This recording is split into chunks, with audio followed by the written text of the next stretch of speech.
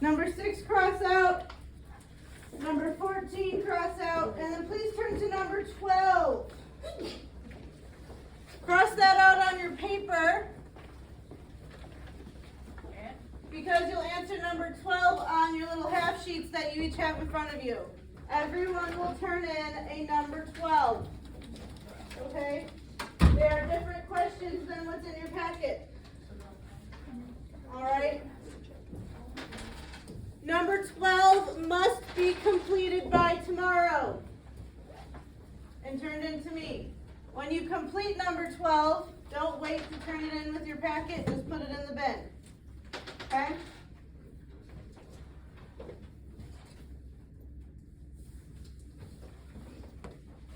Any questions so far?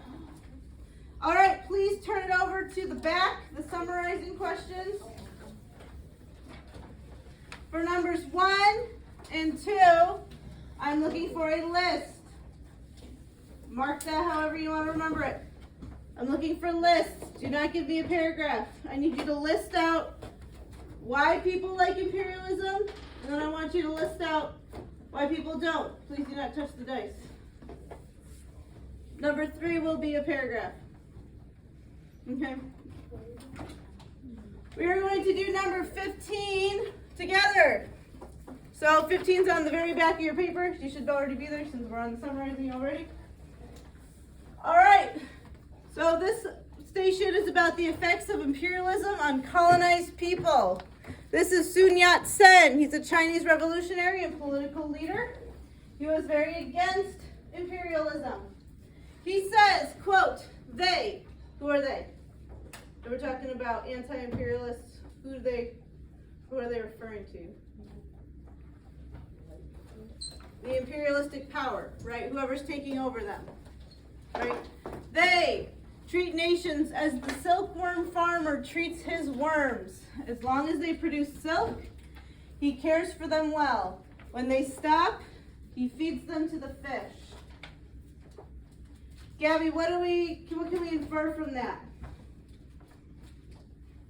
What causes an imperialist country to lose interest in its colonies, according to? I don't know. Well, I just read the quote to you. So read it again.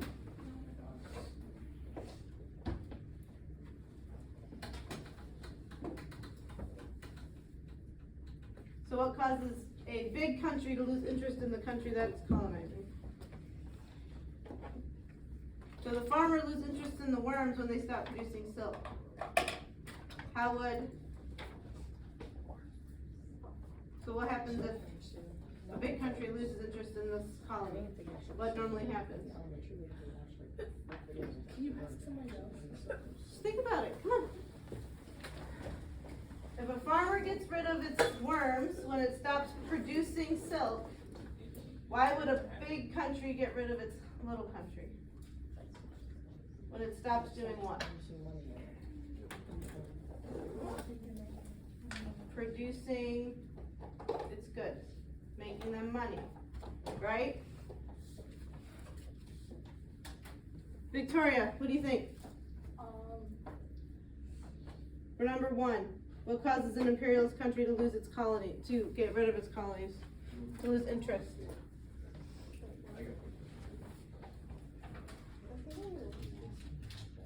The packet? You have a group packet. But I'm asking you a question from this quote I just read to you. What makes an imperialist country lose interest in its colonies? I don't know. Country starts failing and they start like losing people or like money. Right, when it starts losing the country money. Good, thank you. All right, so please answer that question in your own words, right? What does Sun Yat-sen's statement reveal about the harm of imperialism? What is it called, Mr. Kelly, when you are using somebody for your own personal gain? Do you know what that word is? Extortion. When AJ tricks for her, pretending to be her friend, that's extortion. And then leaves her behind after she does her homework for her, that's extortion, right? She's extorting her, using her for what she has, and then bye-bye, once she gets what she wants. Okay? So, what else?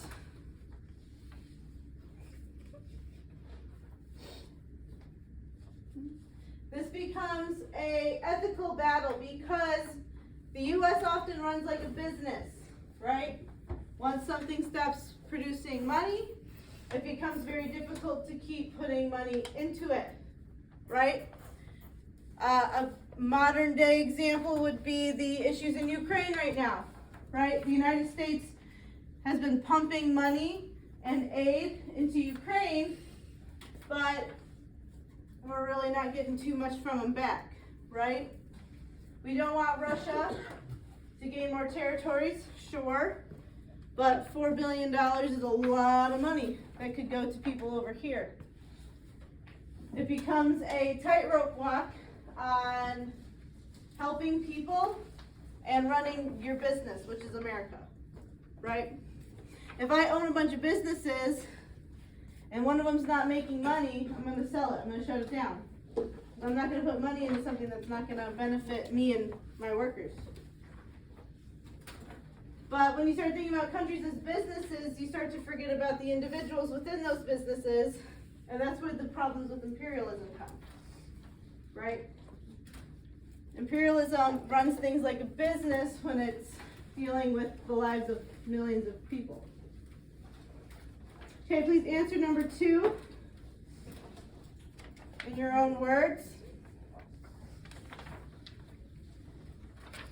On your desk, each of your desks, there is a station. I would start there. Once you are finished with the station on your desk, move on. There are 2 stations on this bigger table, okay? And there are stations behind y'all over there, okay? Any questions, comments, concerns? This is a conversation project. I want you guys to be talking. If I don't hear talking, I'm going to have a problem. Okay? It is not one person doing the work.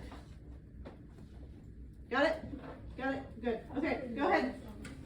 What is it? We have station one. That's the first question.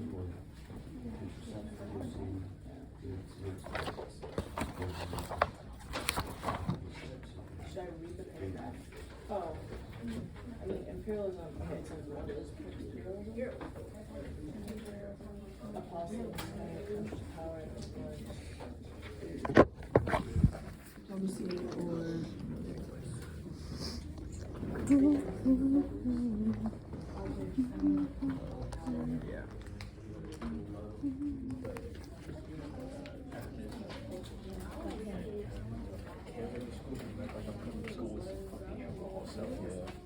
It shouldn't take you longer than maybe 5 minutes per station.